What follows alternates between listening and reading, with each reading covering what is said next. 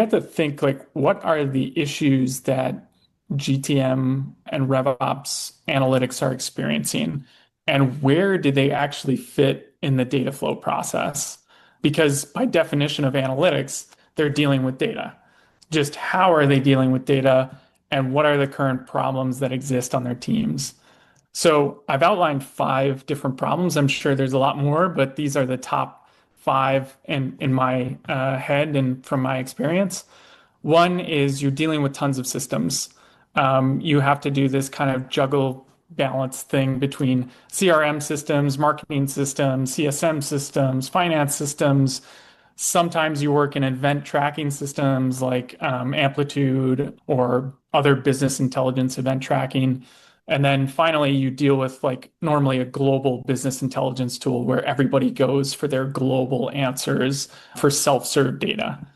So they're caught between this rock and this hard place by first they get the question. Now they need to determine where to get the data to answer that question.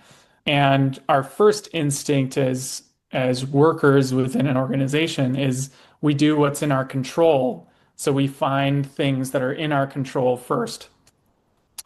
And there's always been this blurred line of like who owns these systems and how do we manage these systems and where do we go to for this SME or this subject matter expert. So that's one. The second one is there's technical debt between the systems. Your CRM system could say one thing, and then your Looker or Power BI or Tableau global business intelligence tool says another thing. So there's a mismatch between data, and there's also a mismatch between metric definitions. Hmm. Um, so that moves on to number three, where you have high variability of changing metrics, and how do you capture that in one system and also translate it to another system so that everybody's speaking the same language. And with a moving business, it's constantly adjusting. So your metrics will constantly change. Hopefully not, but it's likelihood that they will. So how do you capture that in these systems? The other is reporting and dashboarding.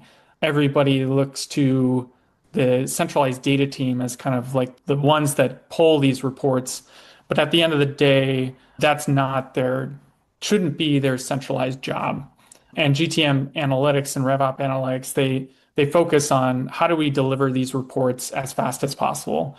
But it's difficult when you have sales, marketing, finance, and RevOp leaders like asking for information, and this team is kind of between a rock and a hard place between systems on how to gather that information effectively. So I call it the whack-a-mole problem because you're trying to find this missing link. And then finally is decision support dependencies. So if you don't have control over things, then you're dependent on other teams to help you get there.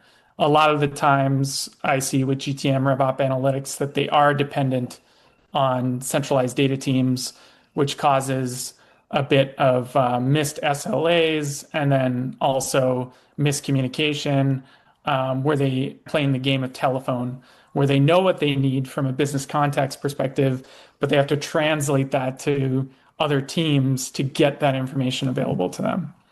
So, in my mind, these are the top five issues currently in the GTM RevOps analytics structure. Yeah, I feel super seen here too, Miles. Like, these are the conversations Yeah. that we have with folks from just like a discovery and a business problem perspective every day in our sales process and accounting. And I feel like it's probably 90% of companies that we talk to have at least one, usually all of these problems, frankly. It's so pervasive.